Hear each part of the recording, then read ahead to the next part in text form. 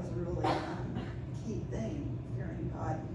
So I shared a little bit about that this morning, but and there's more to it than that. We talked about the issues that we face and they face, but one of the powerful things that that first night in worship, we didn't have evening worship on the agenda of the conference, but we had evening worship every night. The pastors just brought it. Our pastors that went, they had really powerful messages. I was just always blown away, and I know that's the Lord speaking through them, but that first night, I received just really a gift from God. And if you were to look at me, nobody would ever know. But I was just overwhelmed with this incredible gift of peace and joy and just knowing that I was where I was supposed to be in the right place, and that that one moment just made everything worth it. So it's just a really nice thing to know that if you're God in there, doing everything you can to do. And I'm singing to the choir here. I know you guys know this already, just how awesome it is. But we had some really powerful times, we ladies together in the sanctuary. That was a really cool thing. But they, like Karen said, they have a lot of struggles that we don't have. So they could be teaching us, but it was just a really powerful, wonderful time. And they were just hungry for anything we had to share with them. And they were just so grateful, and over they said, please pray for us, please pray for us. They believe in the power of prayer. They know, and they depend on God even for a drink of water. Things that, and they have to, there's no running water for them. They have to go get it. And even growing a garden is next to impossible for a lot of them. So they just have a lot of challenges we can't even imagine. So they just depend on God for everything. But anyway, next. And this is just some of the ladies. They all wanted their pictures taken with us. So much that it just, you were thinking, man, this must be what it feels like to be a movie star or something. But it was just really nice that they just wanted pictures with all of us next. And this is at the Caring Center. They have very primitive living conditions there. They did have running water in the building, two of the buildings, I guess, are where we take baths. They don't really. Anyway, where we do our bathing, and then in the main house building, there was running water. But this is how they do laundry. And next, this is. We went, the last day we went walking with the kids, and this is the pastors and me, I don't know if there were any other ladies, and all the kids from the Caring Center. And then next one, you want to say, pop in if you want to say anything. And this is the three of us and some of the kids, and the little hut back there, that's what the kids live in. They have a row of huts, and there's 4 kids per hut. And they don't have any water or anything. It's just a round hut and their beds, and they put their shoes up around the top of the bricks. It's pretty simple. Next. And they love playing soccer, and Deb Soul wanted to go so badly. I know she'd like to be here tonight. She just had some real health issues. She was scheduled to go with us, and she had to pull out not long before we had to go, but she sent soccer balls over, so that's playing with one of the soccer balls she sent. They loved it. Last year when we went, they just had a homemade ball. They'd taken fabric and wrapped it to make a ball. And so we took real soccer balls to them. They were real excited about that. And then, do you want to talk about the tutoring? So I think this was Tuesday afternoon. Kids were supposed to have gone to school, and when I talk about kids, well, I guess all the kids around there, but the kids that are at this Caring Center, they're teenagers, maybe 12 to 17, 18 years old.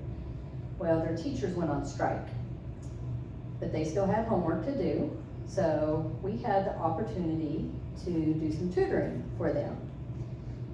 And it's me there with Brenda. She's out of Moreland, First Baptist Church, and Marion, the young lady right there. And I helped with English.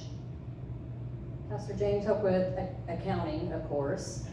And we had a math teacher, history, and I can't remember, maybe that was it.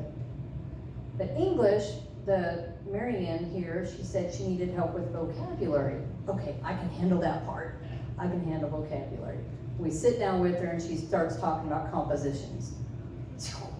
So, but we got it done. We did some paragraphs and everything. But Marianne, she wants to be a pilot when she gets older, and she wants to fly Isaac and Esnot all around the world, including the States. So I told her, it's like, you gotta make sure you know Carchi First Baptist.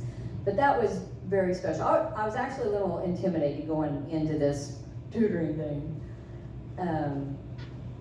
But it was a very special time. And those kids absolutely loved it. And everyone did a great job with their tutoring. But yeah, it was good. Next one, and this is Pastor James teaching accounting. And next one, that's some of the ladies with some of the kids. We had a lot of fun with them. This trip we got to spend a lot of time with the kids, and that was just really nice. We sang, they wanted to learn the songs we knew, and they worked hard to learn those songs. Next one.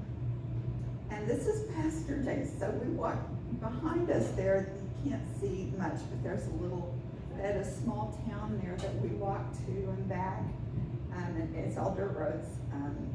And very few cars ever go down there. We maybe one or two a day, I think. But Pastor found somebody to witness to. Everywhere we go, he's telling them about Jesus. It is. I was just like, what a treat to get to see and do that. This man had car trouble, and it just touched my heart that Pastor James will find somebody to tell about Jesus no matter where we go. Next one. But these people stole my heart, their faces, and their demeanors, their love, their kindness. I took pictures of their faces a lot. And next one. And they're just beautiful inside and out. And next one. And all the barriers were just down. There was a language barrier, but it wasn't. And we communicated anyway, even when there were no translators. And it was just sweet. It was just a rich, wonderful time. Next one. And saying goodbye. When these ladies, it was the last day, and it was the day after the conference was over, and our last day there, and these ladies, all these ladies got in the back of one of the small pickups, I think there were like 11 people in that little pickup, and they were gonna be in there for a long time. This pickup was gonna take them around to take them home. But they were just so grateful just to be able to come. And they didn't care that they were in a pickup. They were just happy to be there. And they're so kind, so sweet, so loving. And we were getting ready to get in a bus and go get on an airplane and go on a game drive, which was good, and we needed that. We needed that downtime. We needed a little rest before we headed home. So travel's really difficult, but there's just such a difference. And some of them, looking at them, that some of them we won't see until we meet together in heaven, but we know that we'll be there and we'll see them. And so I just really lost it there, that one, and it was just a really sweet time. But we know that we'll see them all again. But if I were to leave you with one message, it would be to don't fear. If you have the opportunity to go on any mission, anywhere, including right here at home, there's missions all around us, but if you have the opportunity to go, don't, whatever the thing would hold you back, if you're able at all, just ask God for what you need. If it's courage, if it's finances, if it's help, whatever. Because there was a time when I was very, very fearful of ever doing anything like this. I've told you all that. And I talked about that a little bit this morning at the women's thing, but don't hold back. Just go if you have the opportunity. And find the opportunities around us every day. Tell them about fear,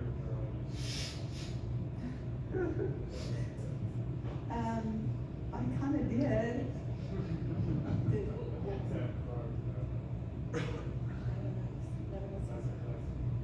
Just the fear, holy fear draws us to God, not separates us from Him. Because when we fear God, we fear nothing else. Nothing else in the world can touch us. Is that kind of thing?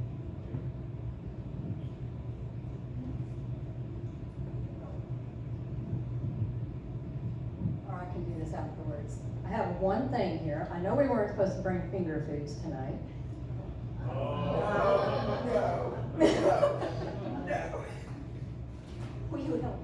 And we actually talked about feeding the 5,000 this morning in Sunday school, so don't have quite enough for everyone, but you want to help me these out? This is a delicacy in Zimbabwe. George probably like them. George might eat the whole bowl. So, go ahead and hand them out. Do you eat worms, George? They are cooked. What do you eat? Mopani worms. Oh, potty worms. Help yourself. Someone has to try them.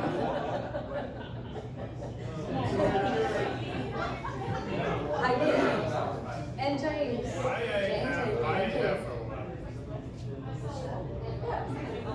You're the man. That's the reason I came up here, though. Someone has to try one. Mike will try one. He just volunteered.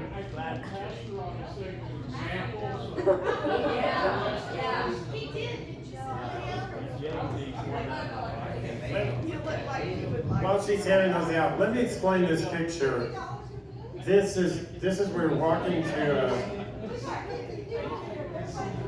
we were just taking a walk to a dam to see this water, and the kids were so excited just to take a walk with the Americans, I guess. We got about halfway down there, and like they're saying, these kids are teenagers. So all of a sudden I find myself with like a 14-year-old and a 15-year-old holding my hand. And I asked Paul Rummage, I don't know if this is true, George and Cameroon, but I said, Paul, is this okay?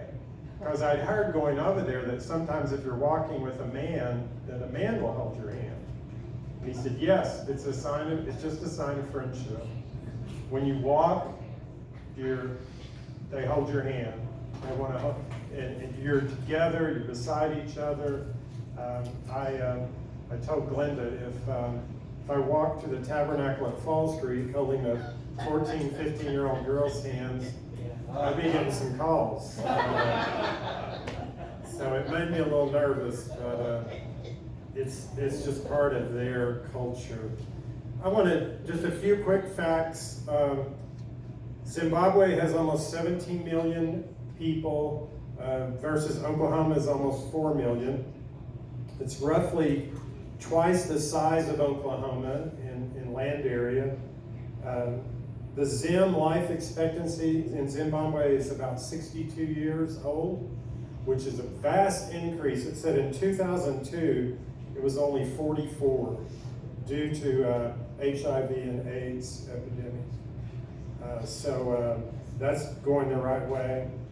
I wanted to say before I started that I don't know if any of you, Jim Howe, Jim Burge, I know you two grew up in Baptist churches and are about my age. I remember growing up, if we had missionaries come, they were usually from Africa, that would come and tell us, and there was a big push always to send missionaries to Africa. We're going to do this.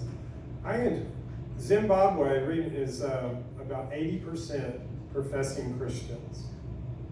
Our mission money made a difference. The missionaries made a difference. Paul Rummage and Jim Westmoreland, who were part of our team, they were both raised in Zimbabwe. Their parents were missionaries there. And they have a love for the country, and they get over there and they start speaking with the British accent. And I said something to Paul. I said, do you realize you do it? I said, because I went with my wife back and took her back to Connecticut after we'd been married a couple of years. She started talking like a Yankee. And she got back around the Connecticut people. And he said, no, I don't even realize I'm doing it. But they did. When they got back kind of home, that accent came through. I want to read Romans, and Jim Westmoreland really, Romans chapter 1, verses 11 and 12. Paul was always wanting to go to Rome, wasn't he? And he says, I long to see you so that I may impart to you some spiritual gift to make you strong. This was kind of, we long to go to give them a gift, to make them strong, to build up the church. But the next verse says, verse 12, that is, that you and I may be mutually encouraged by each other's faith. And that, I'm sure Karen and Delinda would say that, we were mutually encouraged by each other's faith. Some of you are still chewing worms, aren't you? They're very chewy. They're very chewy.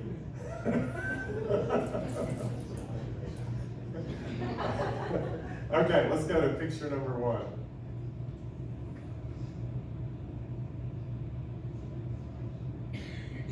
Okay. Yeah, I don't think those aren't mine. It's an auto mode. These aren't yours? No. Okay. I mean, they're pictures from Zimbabwe. They're what I was prepared to talk about. Hang on, I'll get there. Okay. I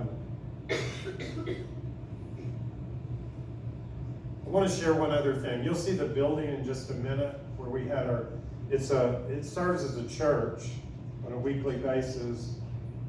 And Isaac and Esnod, who are over the orphanage, they are great mentors to the pastors in Africa and Zimbabwe. And they have been they kind of had the idea to put this pastor leader conference that we taught at and led together. They've been doing it for 8 or 9 years, I think. And the Caring Center has been there since 2012.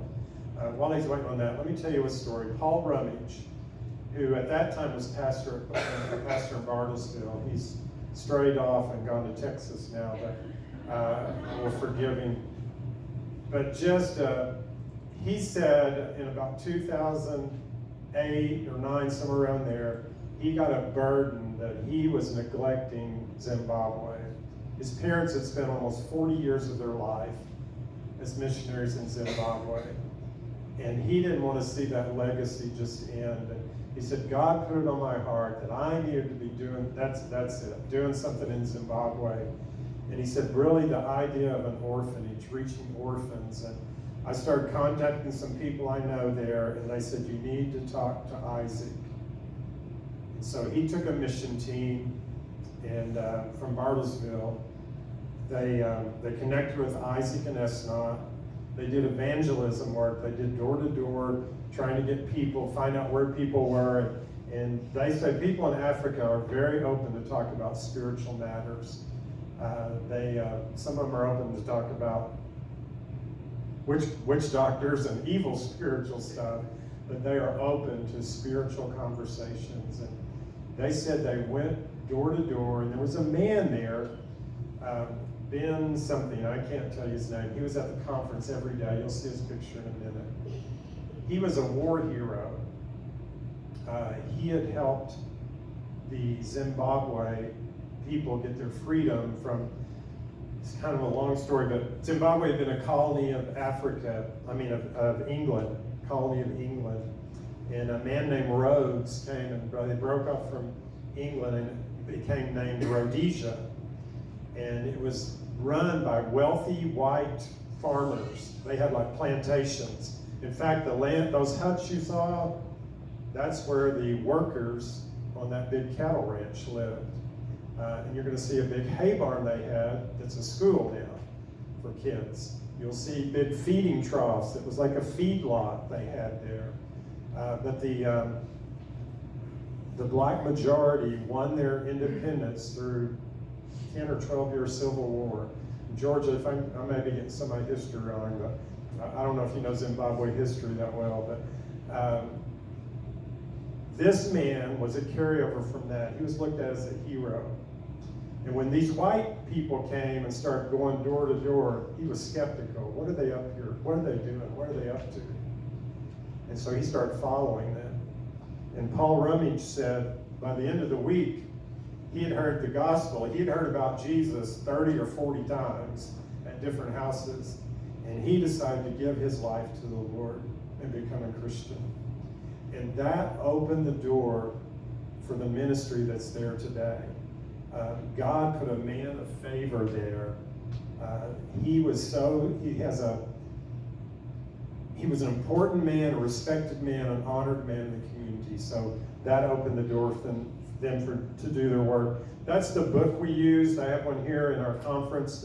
There's outlines of our sermons and everything. And several of the pastors, you can go to the next one. They took that and said, I've got several sermons. It was nice to be on a small airplane in Johannesburg. The Cairns side there just had one row of seats. I was on that, no one on either side of me. In the back there is Don Lacey. He's pastor at Arapahoe. And then Greg Bruner. He's the deacon from Stephenville, Texas. He owns a couple of car dealerships in Stephenville. Okay, next one. This is us on the, most of us after got off the airplane. Nothing fancy, just roll down the steps and walk out on the airstrip. Okay, we got to the back. I don't have a picture of it. We got to the back of the airport where the parking was, and cattle were walking through the parking lot. They have a lot of open range. There's not many fences. They put bells on their cows' necks to find them. This is the worship center. First morning, I was scared to death. I really was. I was awake most of that night, going over my message, and I said this morning, and God gave me some new things, and my biggest fear was working with the interpreter. And I appreciate your prayers. I think a lot of you are praying for me, but Moses, a man named Moses, was my interpreter, and we just clicked. And the next morning I got over there, I said, Moses, I'm so glad you're my interpreter. I'm looking forward to working with you. And he said, oh, we're going to switch it up today. I won't be your interpreter. But he said, oh. He said, well, let me see if I can change it. So he did, and I had him the rest of the week. But you can go to the next one. You see Emmett and Don Lacey. Don's head got cut off there, but that's Don. It's Don preaching, and Moses is interpreting for him there. You can go to the next one. It's a man named Elisha. He led the music. If you've heard some of those real boisterous voices in Lion King, that's him right there. He's got a powerful voice. Go in the next one. I went to the back of the worship center one day. I didn't really like the way they seated us there. The ladies all sat on this side, the men on that side, but we sat on the front row, which they consider the seat of honor. The white pastors, the African pastors kind of sit behind us, then the African deacons, and then Scott and Debbie, the nobodies, were at the back of the church. And I went to the back with the nobodies, and they were having a good time back there. They were singing and dancing, and go on to the next one. There's some of the ladies singing. It was I was amazed. They might have started out with 3 people in the praise band, and before they got the second song, 3 or 4 more people decided to come up and join. They'd grab a mic and start singing. So Jim, would that make you kind of uncomfortable? Okay. Well, Tyler, if you get the urge, just come up and grab a mic. And then also the other thing that was kind of cool, like where Roxanne and Eldar, they might decide they're gonna come up and dance at the service. And so that, it wasn't any kind of inappropriate dancing. Okay, go to the next one. That's the building. I'm gonna tell you where we met for church. So quick story on that. The foundation had been laid. Paul Rummage told me in 2015, 2016, they hadn't been able to finish the building. Somehow word got to Todd Sanders, the Falls Creek director. He got the Falls Creek offering that year to go to Zimbabwe, over $30,000, and they were able to finish that church building. And Oklahoma, and then another, our Central Baptist Association that we give money to have paid for a water well in the school that's about 3 or 4 blocks from here. And I would see people every morning walking. There's a morning routine. They gotta go get their water for the day. And they come back, carry it on their heads. Little girls and ladies. Next picture. Those are the huts, rows of huts. Those were there since it was like a plantation, a big farm, big corporate farm. And like they said, the four per hut. Next. These are some of the girls. Someone who took them jump ropes. Someone had taken jump ropes in their suitcase. We try to take stuff that we think they'd want, clothes and things, and they put them around their head and did all kinds of fancy things for the jump ropes. Next one. There's all the girls, and you see Karen and Delinda on each end, and then some of our other mission team. Next one, I think it's the boys. Yeah, there's the boys in the orphanage. You see how there's 2 or 3 of those guys taller than me. But if you're going to pick soccer teams, you see that little bitty guy in the red shirt in the middle there? He's the one you want to pick first. He could run circles around those big guys, and he was good at volleyball too. He would get ready to serve in volleyball. He'd say, "Hot tomato." He'd say, "Hot tomato," every time he'd serve. Next slide. The girls. Oh, that's a video. Play just a little bit of that. We're singing, if you can get it to play.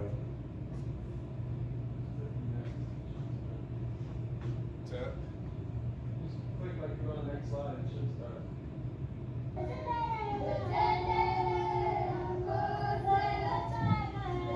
We're singing this song. There's no one like Jesus. Except they're singing it in Shona. We'll get it in English. Go ahead to the next one. We'll get it in English in a minute. That's my one accounting student, Reuben. And if you get on their Facebook, Galen Cox, who's pastor at First Baptist O'Keene, he had about 8 maths. He used to be a math teacher. I don't know if you knew that, Randy. Randy knows Galen. He is a great Bible teacher. And he's one of the ones that really encouraged me to go for a long time too. But he was kind of nervous about that, but he had like 8 kids that needed help with like Algebra 1. And at the end of the day, he said he had a lot of fun. One of the girls said, "I know my equations now. I know how to do my equations." But Reuben, they have it's called Insight. If you want to get their website, the Orphan Care Center is insight-ministry.org, I believe. Yeah, they're on Instagram if anybody's. But Reuben and 2 of the girls they asked for prayer. They're taking their test. I think it's this week, kind of like their senior year in high school. It determines if they get to go to college or what kind of academic road they'll take from here. I think that guy's going to be okay. He's pretty sharp. I didn't have to do much teaching with him. Okay, next one. Okay, and click on the next. This is